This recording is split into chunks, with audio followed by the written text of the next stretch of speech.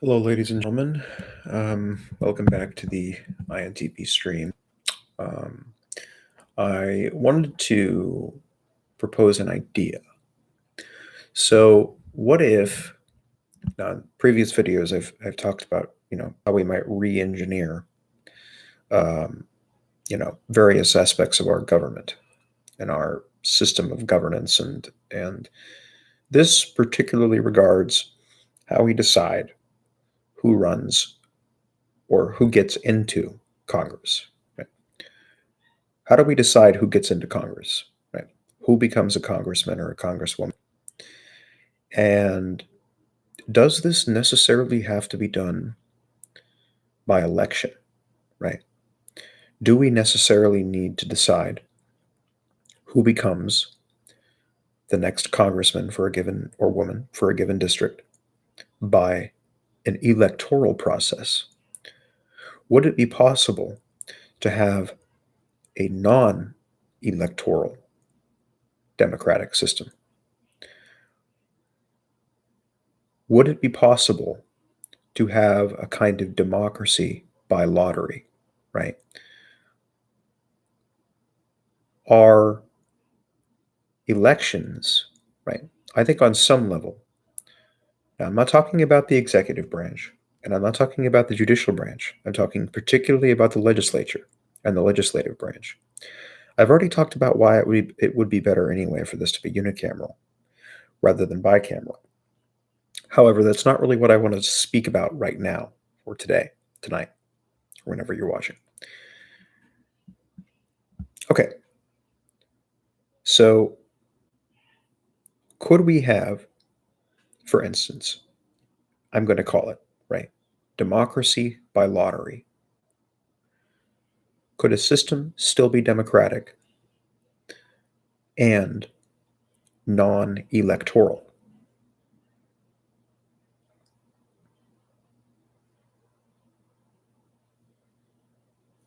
I think so. And I think specifically for Congress, right, for the legislative branch, it may be possible that we have a non electoral process, a process other than, so we have democracy without voting, democracy without elections at the level of Congress. We no longer have campaigns. We no longer have parties necessarily. Who becomes the congressman or congresswoman for a given district is decided by lottery. It's randomized. It's not decided by parties. It's decided by a randomized lottery system. There can be constraints on this lottery. That's all fair. We don't just want anyone, right? So, I mean, certainly we'll have age and age constraint on the lottery so that we don't get 16-year-olds getting elected to Congress or not, or chosen for Congress. It won't be a draft system in that it is possible for a person chosen by this democratic lottery, right, this randomized lottery system, to decide who goes into Congress. Could certainly be possible that that persons selected by this random lottery system can decline, can say, no, I'm not going to serve. It won't be conceived as a civic duty to serve if the lottery calls you. However, there could be benefits to service. We could incentivize people to accept their selection by lottery to serve in Congress by promising them retirement benefits, automatic pensions, uh, good salary, etc. This person does not need to be a lawyer. This person does not need to be over the age of 45. This person does not need to be wealthy. And you could get You could get a small business owner from middle class, small business owner, white, decently educated. You could get a African American, you know, uh, currently lower class. I won't call it lower class. I'll call it, um, well, economically lower class. Uh, Single mother, from an urban area. You could get a uh, people if it's a lottery system. Instead of just lawyers, we have people from various industries, various walks of life, various classes economically and income wise. And this lottery system, so if put it this way, right? When we have the decision of who becomes the next congressperson for this particular district, when that's decided by election, right? That the person chosen by the process of election, just because they're chosen by the process of election, does not mean that that person is representative of the district, right? The person can be chosen by election and be unrepresentative of the district as a whole. Um, and the process of election, does not tell us that the person chosen by that election is representative democratically of the district they represent. It only tells us that they are electable. It does not tell us that they are representative.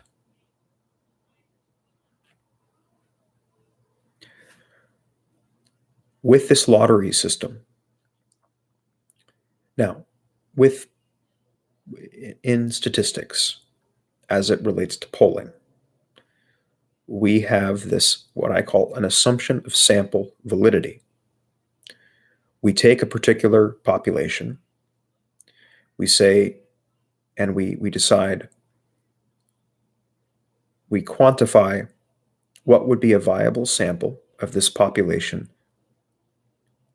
what would be a representative sample of this population. And we can quantify what that sample size would be from a given population. And then we assume that sample is valid so that we can then infer characteristics of the wider population from the sample. We assume that the sample is representative.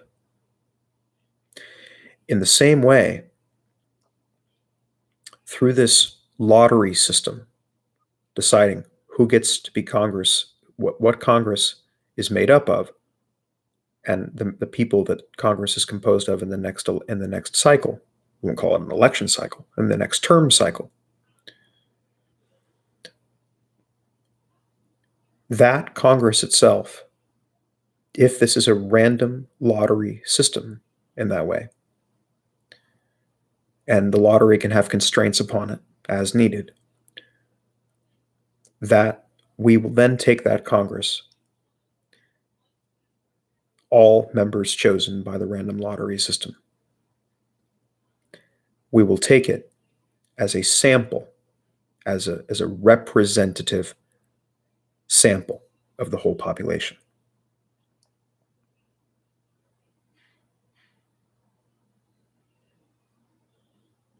In that way, even with this random lottery system, Congress would still be conceived of, would be a sample of the whole population, and would thus still be representative.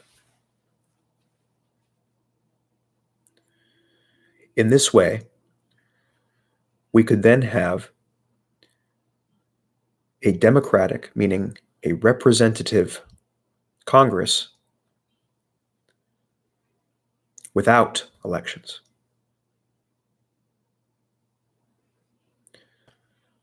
We could have, in this sense, democracy by lottery, a non-electoral democratic system. But because that sample is still representative, even without elections, Congress is still democratic in the way that it's composed because it is representative. What makes a democracy is that it is representative, not that it is electoral.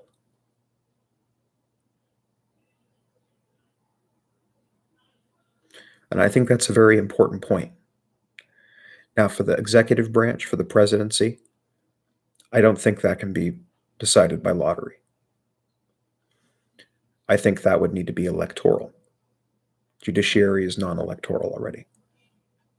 It's indirectly electoral. But for the Congress, it can be representative without elections. If we take it as a sample of the whole United States population, given districts individually, if we assume the validity of that sample as we assume the validity of others to be representative. So it's an interesting idea. You'll notice in one of my previous videos, I had talked about randomized systems of appointment. I suggested that we move away from presidential appointment, Senate confirmation, political appointment for the Supreme Court, toward a system of automatic appellate promotion, randomized appellate promotion. Not randomized, but automatic. Non-political appointment rather than political appointment. So it's certainly a weird idea, but it could work. And what would that mean? It would mean that Congress is actually representative. It's not currently.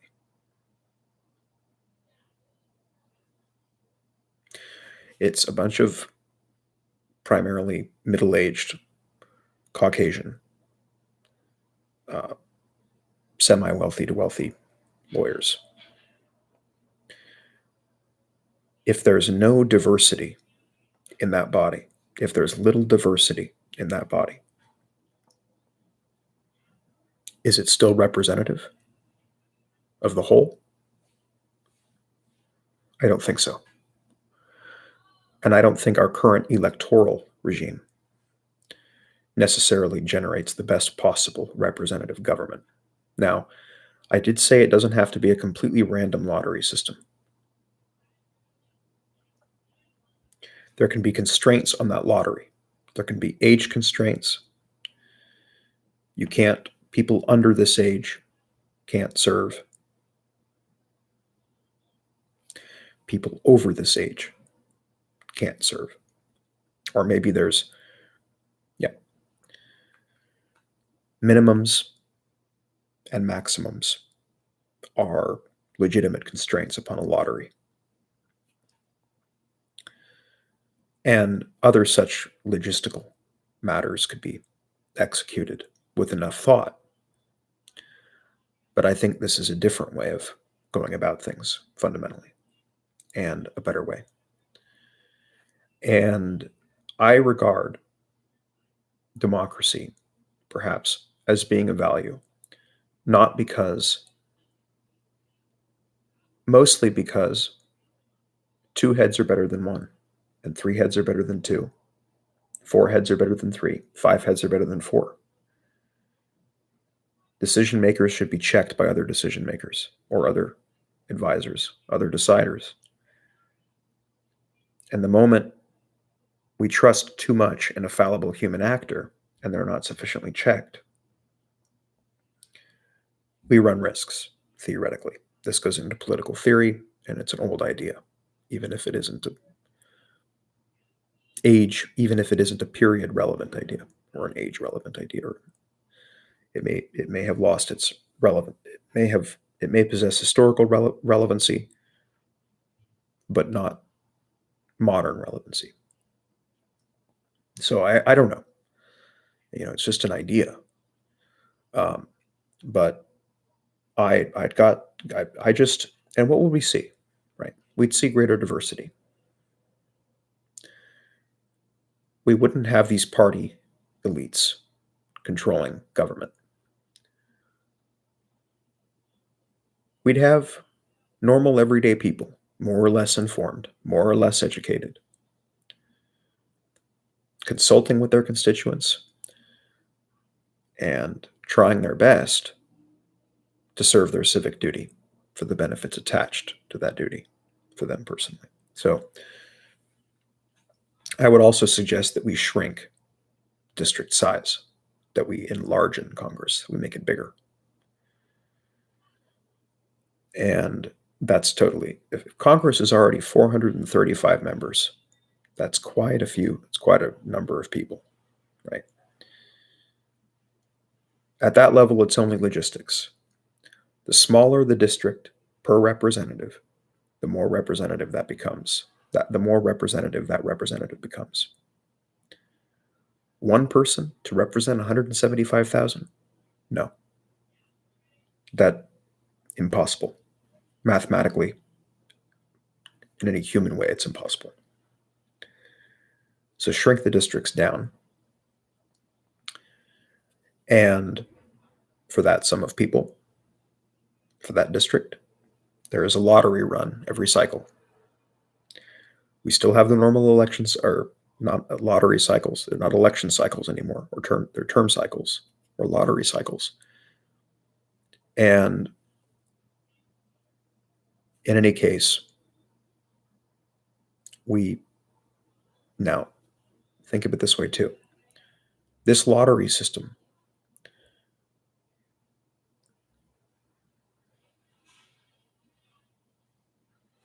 logistically, there may be some complexity here that I am not picking up on. For each individual district, shrunk down, making Congress larger. Maybe it's unicameral in this universe. Maybe not. But in any case,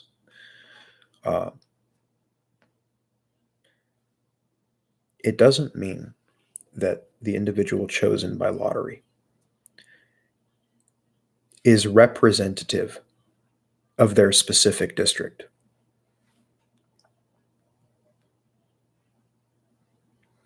If it's random, it's random. Could be anyone. But it does mean that the Congress as a whole, as a sample of the national population, is representative.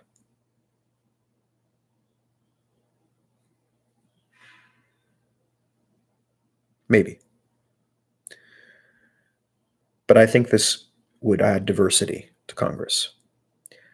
It would add common, everyday people of varying fields and varying disciplines, varying professions and occupations and interests and classes, personality types to the mix, making it more diverse, more representative, more democratic.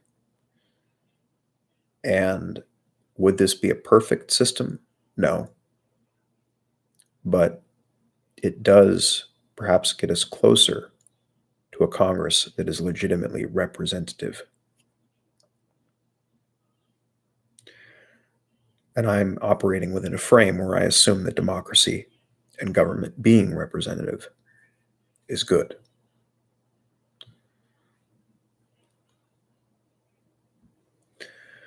So it's just an idea. I may go live again tonight and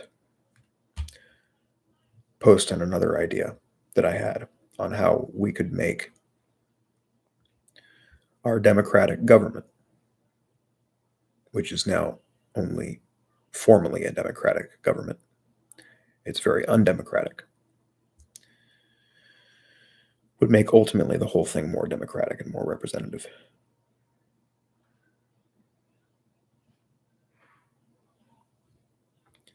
Thank you for watching.